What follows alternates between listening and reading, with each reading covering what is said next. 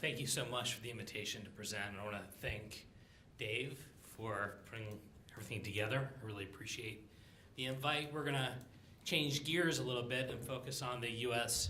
Farm Bill. This is a big year here in the U.S. for agricultural policy. The last Farm Bill, the 2014 Farm Bill, expires this year. So Congress is going to be working on a new Farm Bill. So I just want to provide some kind of general information about the Farm Bill first. So the Farm Bill refers to omnibus legislation that generally passes every 5 years, and it covers a wide range of issues like conservation, forestry, food stamps, crop insurance, commodity programs. In many ways, the Farm Bill is really the food stamp bill, because over 70% of the cost of the bill are attributed to the food stamps and the nutrition title of the Farm Bill. So the last Farm Bill, as I said, passed in 2014, and Congress will be taking up the bill this year. Now, on timing, I should point out that it may not pass this year.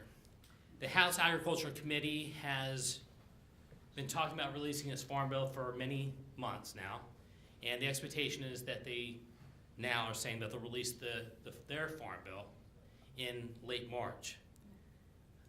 The U.S. Senate is much further behind, and no idea, I don't think they even have any draft legislation ready to go at all. Many people that I've talked to just don't think a Farm Bill is going to pass this year. But I don't assume anything at all, and I'm ready to go if it does get taken up. Certainly the debate is going to happen. Let's certainly start this year. Now, if the Farm Bill passes on the same schedule as last time, the 2014 Farm Bill, it would actually be passed and enacted into law in February of 2020. So, we'll see what happens. Not every program has to be reauthorized in the Farm Bill.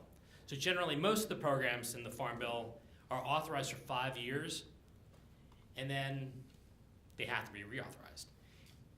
Programs like the Federal Crop Insurance Program are permanent programs, so it doesn't have to be reauthorized. So if there was no Farm Bill, Federal Crop Insurance Program would still continue. And if you're wondering what would happen after, if Congress doesn't pass a new Farm Bill, they just pass an extension. So they extend the existing programs for like another year, or however long they want to extend it. So now I want to focus on just a little bit about the kind of the taxpayer focus provided safety net in the U.S. And I want to explain how much assistance provided to wheat in general, and also some of the major programs. So here's some data from the Congressional Research Service, and this is based on the 2014-2016 years. So 94% of farm program support here in the U.S. went to just 6 commodities, and that represented 28% of farm production. Those 6 commodities were corn, wheat, peanuts, soybeans, cotton, and rice. So if we just look at wheat specifically, wheat received the second most farm program support. That was 16%. Corn was overwhelmingly number 1 at 46% support. As measured by planted acres, wheat received the 6th most support by planted acre. And if you look at it from a production value perspective, wheat received the 4th most support. So let's look at some of the specific programs that exist in kind of the U.S. safety net. In the last Farm Bill, Congress got rid of something called direct payments, and those are payments that basically went to farmers regardless of need. It was completely thought of as wasteful, and it became egregious, and Congress really was effectively forced to kind of get rid of those programs. But instead of just stopping there and getting rid of the direct payments, Congress created 2 new programs, one of which is called the Agriculture Risk Coverage Program, ARC, and the other one is called the Price Loss Coverage Program, which is PLC. And wheat is one of these eligible commodities that can participate in these programs. So farmers choose between one or the other if they grow an eligible commodity. So the ARC program, Agricultural Risk Coverage, is referred to as a shallow loss program. So the payments, so what happens is under ARC, payments are based on calculated revenue rather than as simply a commodities price. So a benchmark is set at 86% of the 5-year Olympic average. So you basically figure out a benchmark revenue, and if it goes below that, then payments are triggered. Price loss coverage works a little differently. There are prices set in statute for various commodities, and if the price goes below that set price, then payments are triggered. So the reference price for wheat that was set in the 2014 Farm Bill was $5.50 per bushel. So one of the problems with setting these fixed prices is that they can be set artificially high, and that's a way to just basically effectively set up a way to divert dollars automatically right away to producers. So at the time of the last Farm Bill, it was very clear that for some commodities, like peanuts in particular, the ARC and PLC programs were going, for PLC, that the money was just going to go directly to the peanuts pretty much automatically because the reference price was set so high. Just looking at some of the cost data on ARC and PLC, they're going to cost more money than the direct payment program that they replaced, which I think is amusing too. The two programs are going to cost $13 billion more than what was projected at the time of passage. Now I'm just looking at the first 5 years of the ARC and PLC program. So if you look at the first 5 years, the projections would have been $18 billion. They're going to cost about $31 billion. I use the 5 years because the Farm Bill is a 5-year bill when all said and done. Now just looking at wheat as it relates to ARC and PLC. So I was looking at 2015 payment data, that's what I had. So wheat received the second most ARC and PLC payments, which is around $1.1 billion. And most of the payments were ARC payments at $642 million, and then PLC was pretty close at $500 million. But then just earlier today, I was looking at the USDA website, and they actually had 2016 data, and it did change. So ARC and PLC payments went up to, for wheat, went up to $1.9 billion. Wheat, again, received the second most ARC and PLC payments. But what's interesting is that the PLC payments now are more than the ARC payments. So the PLC price loss coverage payments were $1.2 billion compared to $650 million for ARC.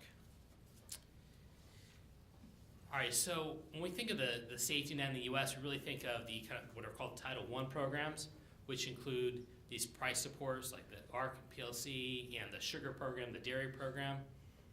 And then the other big element of the U.S. safety net is the federal crop insurance program. And I'll just briefly talk about crop insurance. In 1980, Congress decided to expand what was a very limited crop insurance program and really make it kind of a big deal. The crop insurance program now is touted as a very big success, but that's only if you kind of look at participation rates and look at, regardless of how much it costs to actually get the participation in the program. So the first President Bush proposed to eliminate the program in late 80s, early 1990, because it wasn't saving money as hoped, and there was very little participation in the crop insurance program.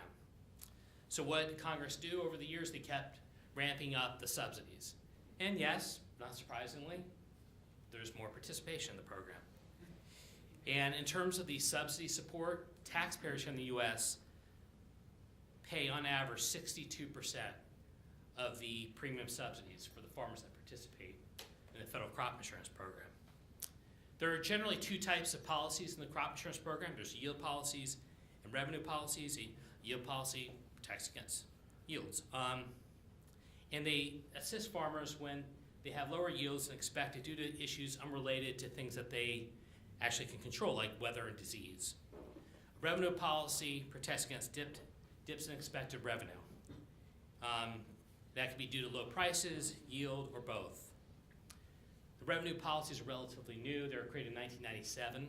And it's new in kind of the ag scheme of things.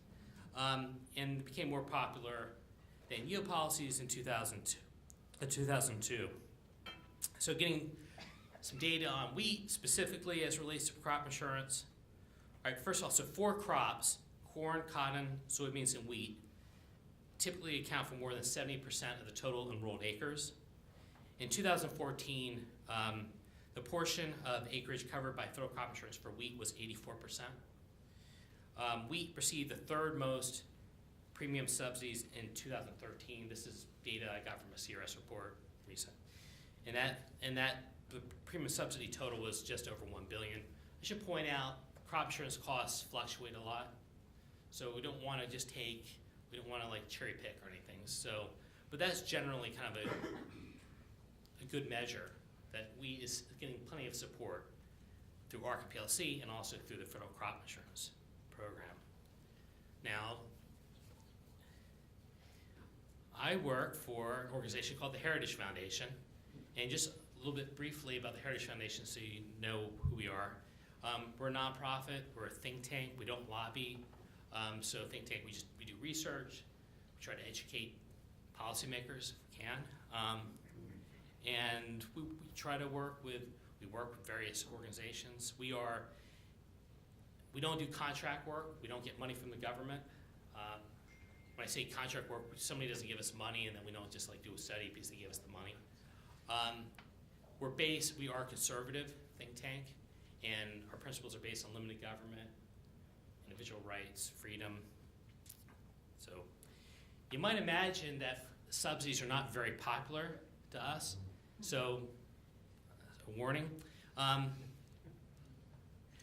unfortunately in the US, these subsidies have been around a long time, and those who like to see reform of the farm subsidy system, including me, recognize we have a very big uphill battle. So a lot of the language that's out there in Congress that we'd like to say is that the next farm bill is going to be evolutionary in change, not revolutionary, because they don't want to have much in change, of course. Of course, we want revolutionary, right? Oh, I do. My expectation is the House Agriculture Committee is going to come up with a bill that's not going to be any reform. It's going to certainly maintain or even expand the amount of subsidies that go into farmers. And I would not be surprised if some of that expansion comes at the expense of the food stamp program, which I think would just be completely egregious. So after the last Farm Bill in 2014, the Heritage Foundation decided to get ahead of the curve a little. And what happens is a lot of the folks kind of in this free market, conservative, libertarian community, and taxpayer groups and others, we tend to get to the Farm Bill debate too late in the game.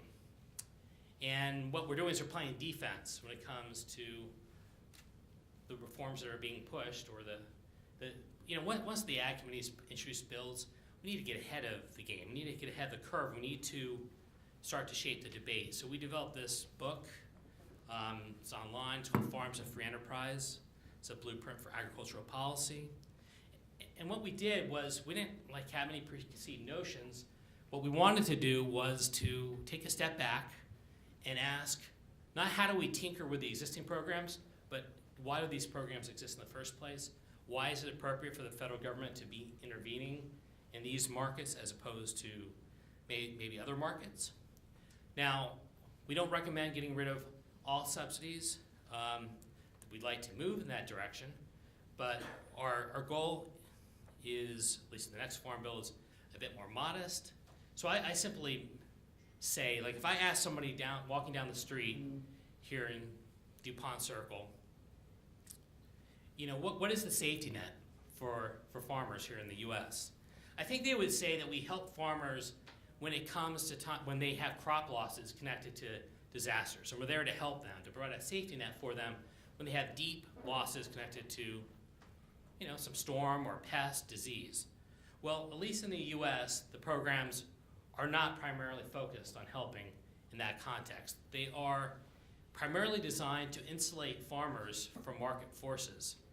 And that's been kind of a big shift here in the U.S.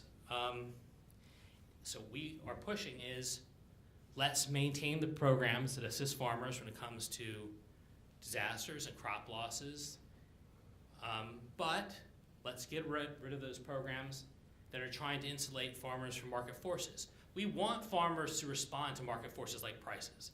If prices go down, that's a signal to the farmer to produce, depending on the price, produce more or less. Once the government starts to intervene, you start distorting the markets, and that's a problem. So we're recommending getting rid of some of these distorting programs. We're recommending keeping the crop insurance program, but getting rid of the revenue policies, which, as I said, have not been around that long, but maintaining the yield policies, which really were with the crop insurance program in the first place. And just because I don't like the sugar program in particular, I just want to pick on it. We certainly want to get rid of the sugar program.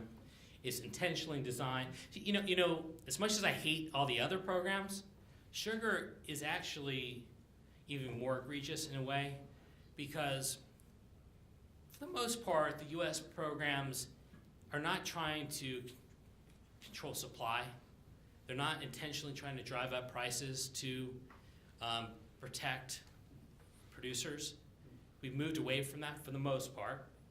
The sugar program is kind of kept that kind of mentality, where we're restricting the sugar supply intentionally to drive up prices. And that's literally the intent, is to drive up prices, and sure enough, we pay higher sugar prices in the U.S.